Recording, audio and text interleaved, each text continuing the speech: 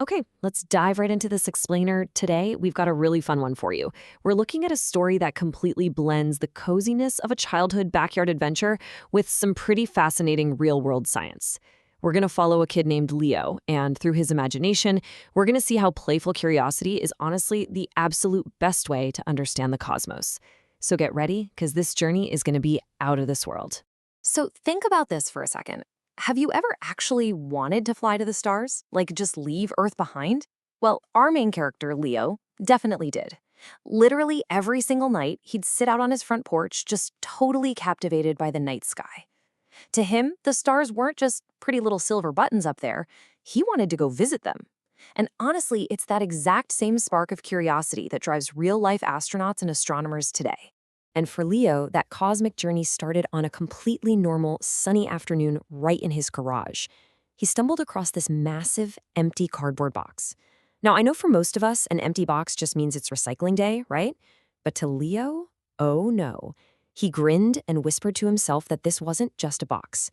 It was the Starlight Explorer, the greatest spaceship in the whole universe.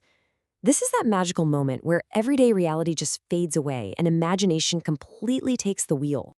All right, let's get into Section 1, Blast Off to Outer Space. So how do you actually turn a cardboard box into an interstellar spacecraft? Well, here is Leo's exact blueprint. Steps 1 and 2. You take the box, grab some safety scissors, and you just go to town with shiny silver duct tape. You gotta give it that aerospace grade finish, you know? Step 3 is all about the controls. A standard paper plate becomes a highly calibrated steering wheel, and a bunch of colorful bottle caps make for perfect buttons and switches. And finally, step 4, because obviously no rocket is going anywhere without propulsion, Leo grabs his red and yellow markers and draws these massive roaring flames. Once the cockpit is all set, he pulls down his imaginary visor, starts his 10-to-1 countdown and yells, "Blast off!" Now, 17,500. Keep that number in your head for a second. That is the actual number of miles per hour a real spaceship has to travel to break free from Earth's gravity. It's mind-blowing, right? While Leo is just using the pure thrust of his imagination to launch off the garage floor, real astronauts rely on some heavy-duty physics. Escaping Earth's gravitational pull takes an insane amount of speed, and 17,500 miles per hour is exactly the magic number to get into orbit. So with a giant whoosh of make-believe energy, our captain is airborne. He rockets right past the green apple tree in his front yard, shoots up into the deep blue, and blows straight past the orbit of Mars. Which brings us to Section 2, Navigating the Asteroid Belt. Okay, so picture yourself sitting right there in the cockpit next to Leo. Suddenly, the radar kicks in. Beep, beep, beep. Leo whips out his absolute best, most serious robot computer voice to announce an incoming threat. It's such a great little sensory detail, isn't it? It just shows you how completely immersed in the game he is. The tension is spiking, alarms are blaring, and the Starlight Explorer is heading straight into a massive field of cosmic debris. So what exactly is he dealing with here? Well, scientifically, the asteroid belt is made up of literally thousands of space rocks, just floating and drifting around in the dark. And their sizes are all over the map. Some are as tiny as little pebbles, while others are the size of actual houses. But hey, we have to remember we're in Leo's universe here. So these aren't terrifying ship-crushing hazards. Now, they're friendly rocks that bounce around like giant cosmic rubber balls.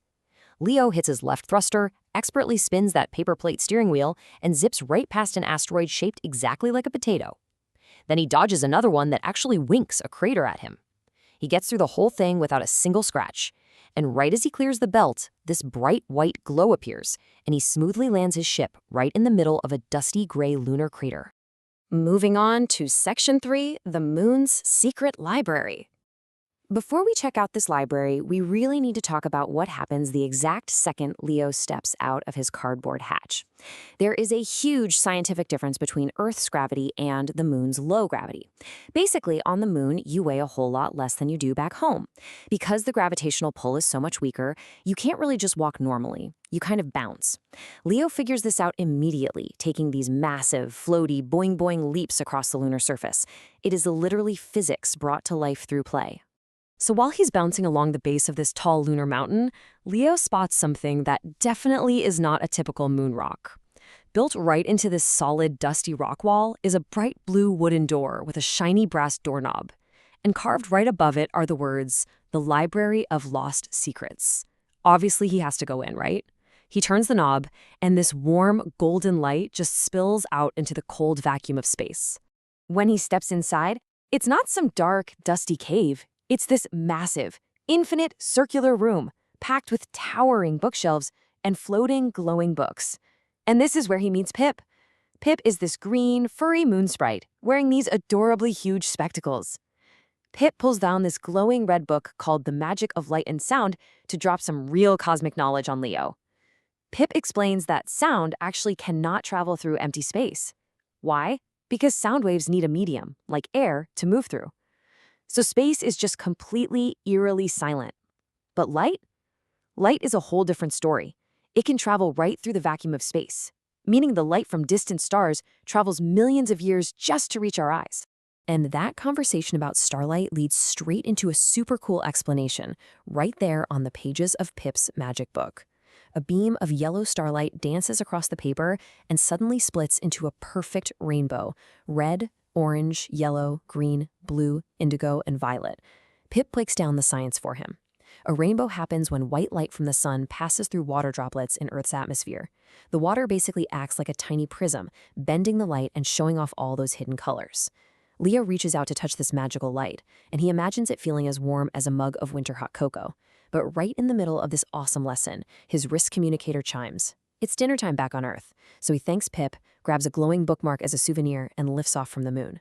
But on the flight back, his radar picks up 3 weird blinking lights.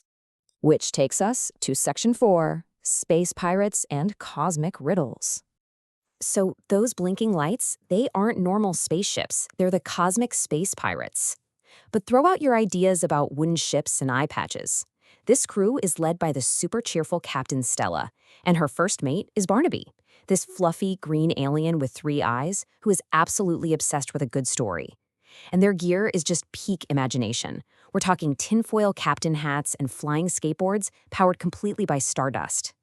They pull right up next to Leo's cardboard window, but they aren't there to steal his treasure. No, they want to trade cosmic riddles from the edge of the galaxy. And Captain Stella hits Leo with a riddle right off the bat. Actually, let me ask you the same one. What kind of music do planets like to listen to? I'll give you a second. Think about it. You've got the whole universe out there. Spinning planets, orbits, gravity. The answer, obviously, is rock music. Leo completely nails the punchline, and the pirates are so thrilled they just start spinning around in these happy zero-gravity circles. It's such a fun little moment because it shows that a good joke is universal, even when you're hanging out in a cardboard galaxy. To celebrate the successful trade, Captain Stella invites Leo over to this flat, floating space platform for a proper asteroid picnic. And the food sounds amazing. They share these freeze-dried strawberry cubes that taste exactly like sweet clouds.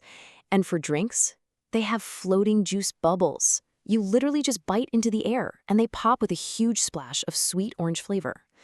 It's a really cool way of imagining what eating in microgravity might actually be like, mixing real space food concepts with just pure imaginative fun.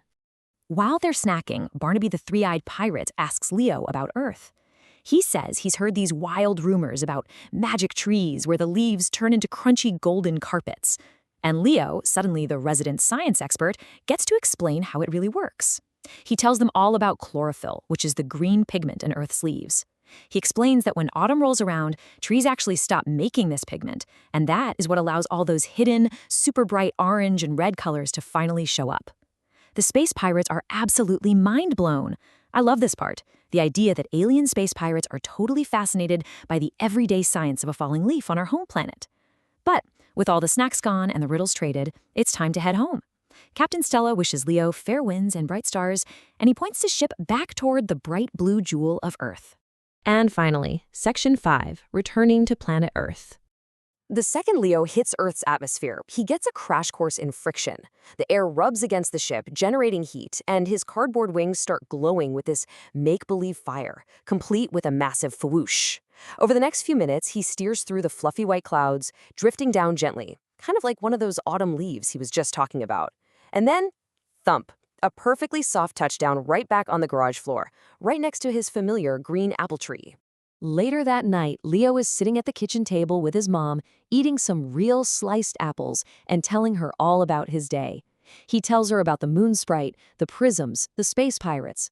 And when she asks him what his absolute favorite part of the whole trip was, he says something really profound. He says, "My favorite part is knowing that the universe is full of mysteries just waiting to be discovered." That quote really hits the nail on the head for this whole explainer, doesn't it? The cardboard box was an amazing vehicle, but the real magic is realizing that learning and exploring are never-ending adventures. So as we wrap up this explainer today, I want to leave you with that exact same energy.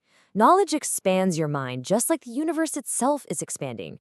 Whether you're looking at the physics of gravity, how light travels millions of years, or just the biology of a leaf changing colors in your backyard, the universe is practically begging you to get curious about it. So where will your spaceship take you tomorrow? Keep exploring, keep asking those big questions, and hey, never ever underestimate what you can do with a simple cardboard box.